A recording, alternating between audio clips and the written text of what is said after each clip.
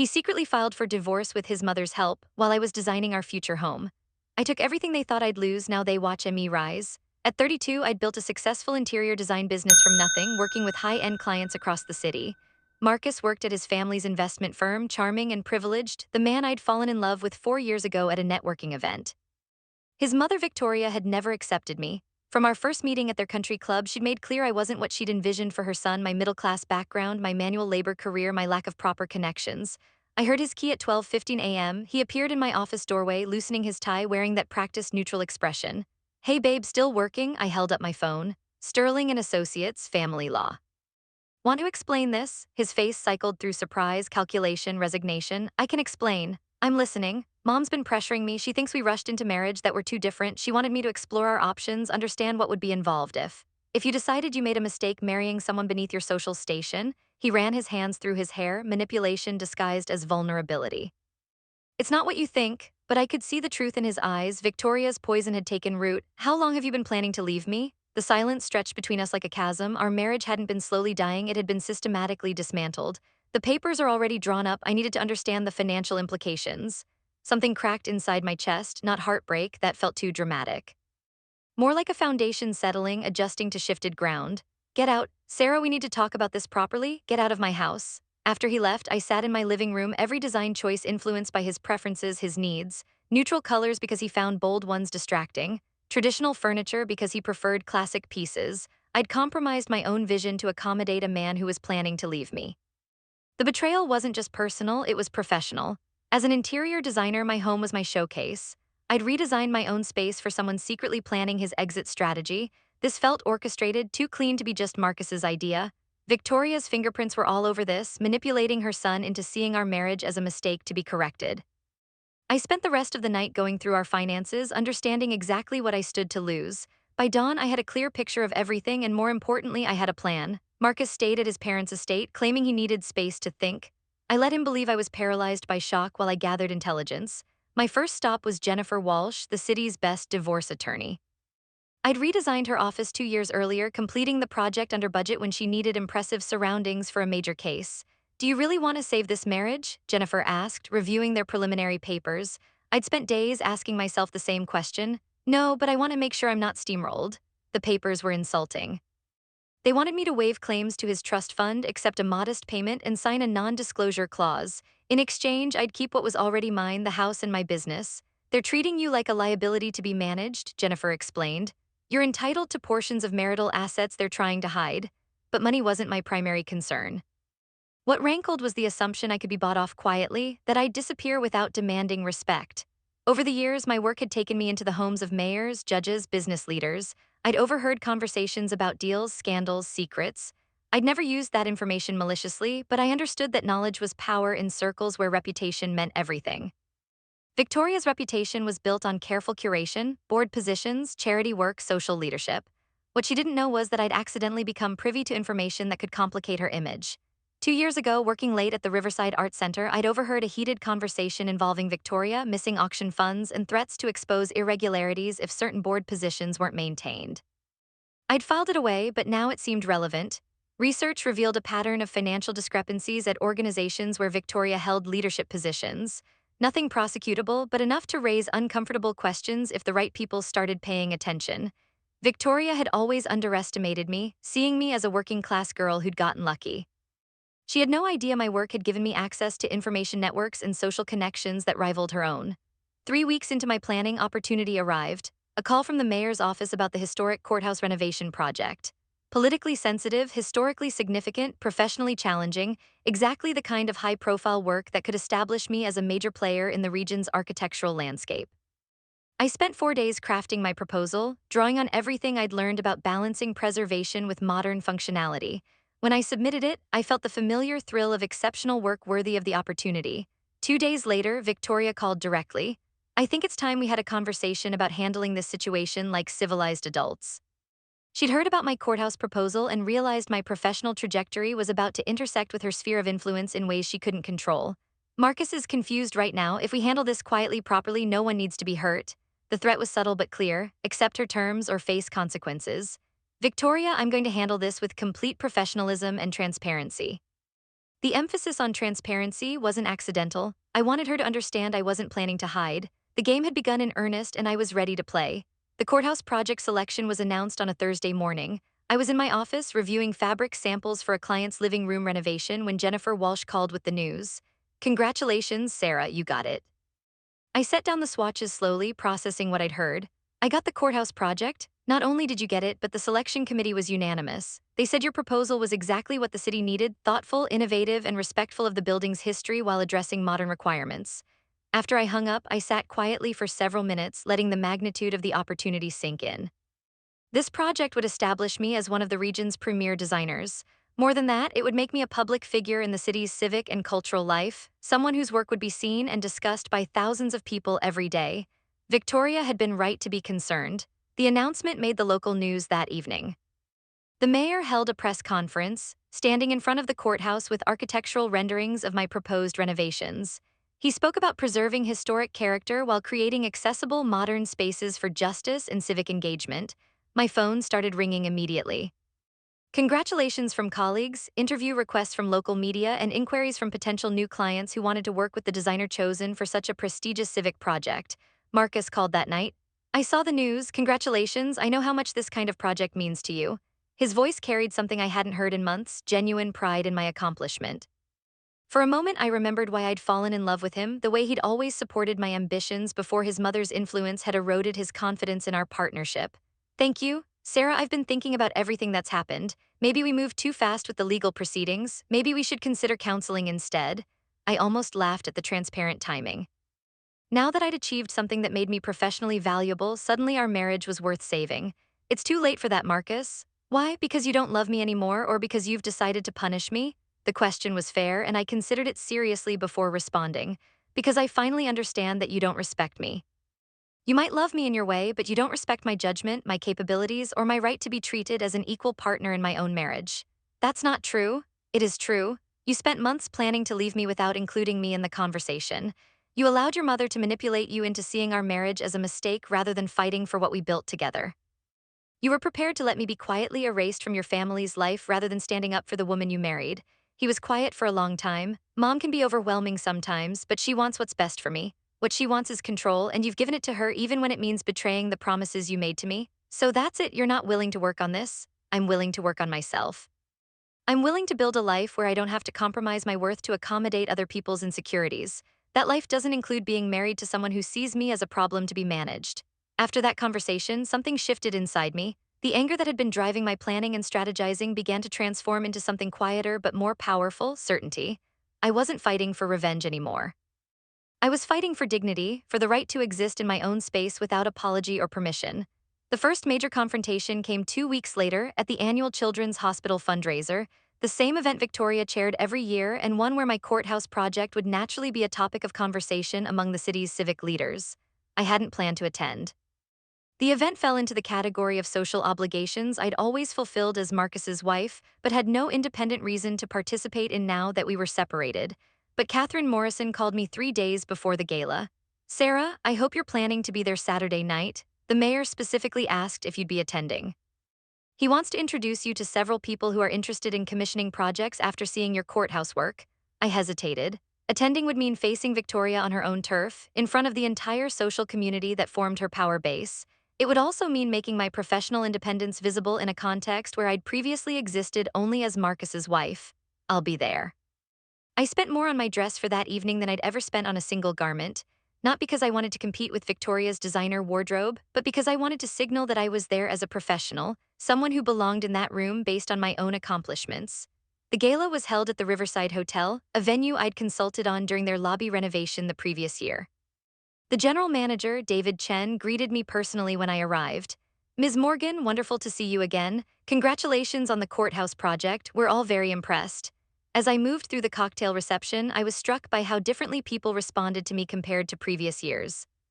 Instead of the polite but distant acknowledgement I'd received as Marcus's wife, I was getting genuine engagement from people who saw me as someone worth knowing professionally.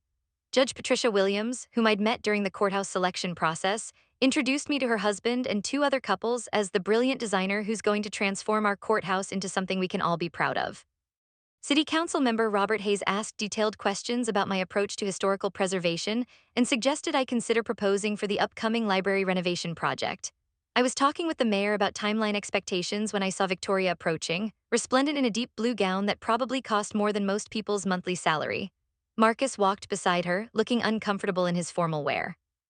Mayor Davidson, Victoria said with her practiced social smile, how lovely to see you here tonight. I don't believe you've met my son Marcus. He works at Blackwood Investments.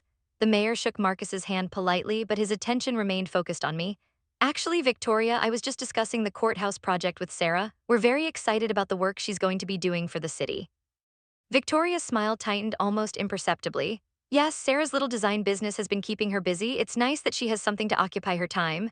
The dismissive tone was subtle enough to maintain plausible deniability, but clear enough to signal her opinion of my work's importance. The mayor looked confused by the undercurrent of tension. Little design business.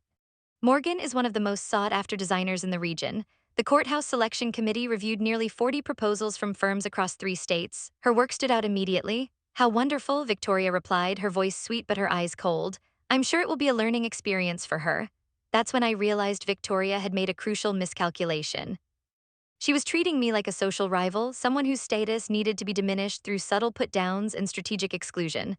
But I wasn't operating in her social sphere anymore. I was operating in a professional context where my competence spoke for itself. Victoria, I said calmly, I appreciate your interest in my work. The courthouse project is indeed a wonderful opportunity to serve the community while preserving our city's architectural heritage. I turned to the mayor. Speaking of community service, I understand Victoria chairs several important charitable organizations. Her dedication to fundraising has been remarkable over the years.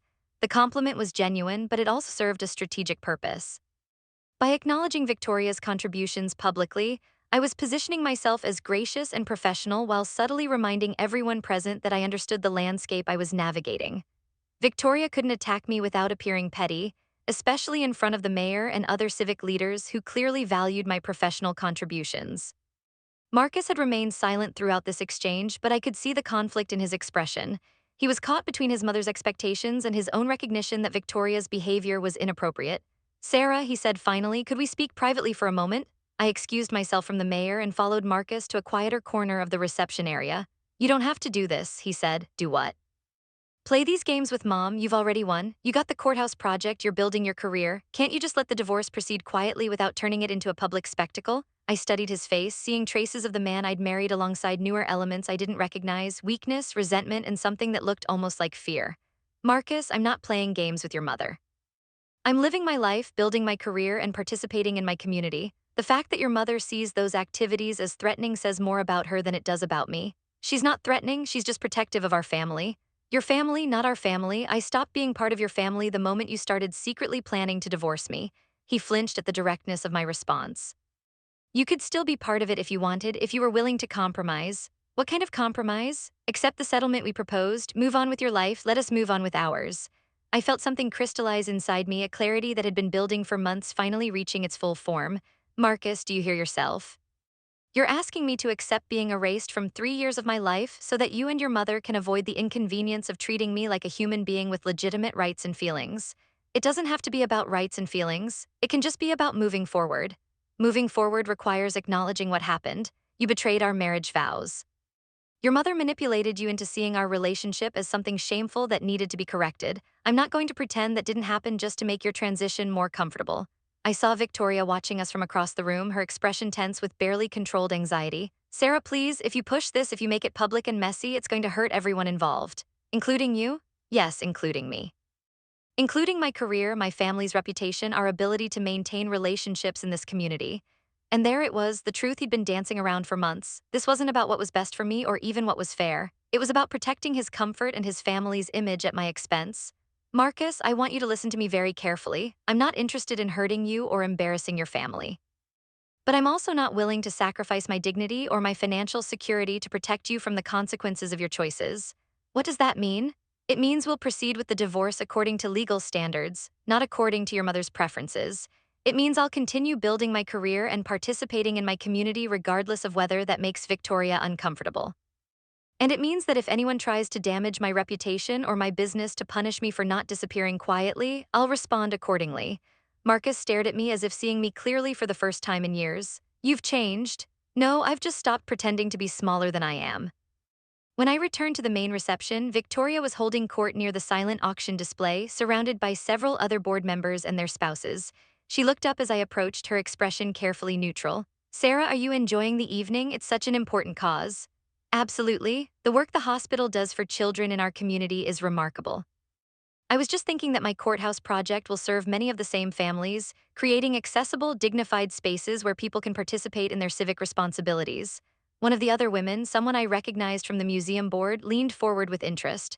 The courthouse project sounds fascinating. Are you planning to incorporate any artistic elements into the design? I spent the next 15 minutes discussing my vision for integrating local artistic traditions into the renovation, creating opportunities for community murals and historical displays that would make the building feel welcoming rather than intimidating. Victoria remained silent throughout this conversation, but I could see her processing the reality that I wasn't going away. The professional relationships I was building, the respect I was earning, the visibility my work was creating, none of it could be controlled or diminished through social manipulation. Near the end of the evening, as I was preparing to leave, Victoria approached me one final time. Walk with me to the ladies' room. I followed her into the elegant powder room where we were temporarily alone. Sarah, I want to be direct with you. I appreciate directness. Marcus is my only child. His happiness and his future are my primary concerns. I've worked very hard to create opportunities for him to build relationships and connections that will serve him throughout his life. I understand. Do you? Because I'm not sure you appreciate how much damage you could do if you're not careful about how you handle this situation. The threat was finally explicit. Victoria was no longer pretending to be concerned about my well-being or even about maintaining cordial relationships. She was warning me that she had the power to hurt me if I didn't comply with her wishes. Victoria, I think you may be misunderstanding the situation. Am I? You seem to believe that I need your permission to exist in this community, that my professional success depends on your approval or tolerance. But the courthouse project, the relationships I'm building, the career I'm creating, none of that has anything to do with your social influence. Her eyes narrowed slightly. Everyone is connected, Sarah. Reputation matters, references matter. One conversation with the right person can change how someone sees you professionally. You're absolutely right, reputation does matter. That's why I've been so careful to conduct myself professionally, to deliver exceptional work, and to build relationships based on competence rather than politics. I stepped closer to her, close enough that she couldn't mistake my sincerity. But Victoria, reputation cuts both ways. The same community connections that give you influence also create accountability.